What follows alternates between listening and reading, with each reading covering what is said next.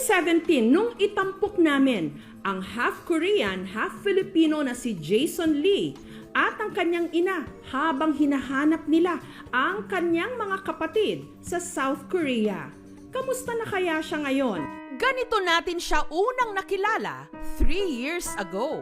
Paano kung nawala na ako? Sino mag-aalaga sa inyo? Sobrang lungkot ko po, kaya tinay ko po yung hanapin sila kuya po sa Korea. Para naman po, kung sakaling mangyari po yun, may karamay pa rin po kami.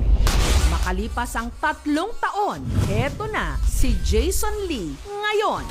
Girl, hear the sound of my heart, we'll tear the rose apart.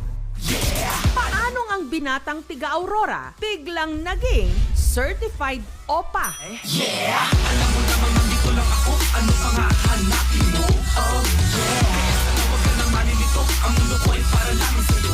Balikan muna natin ang kanyang storya. Tama dyan na.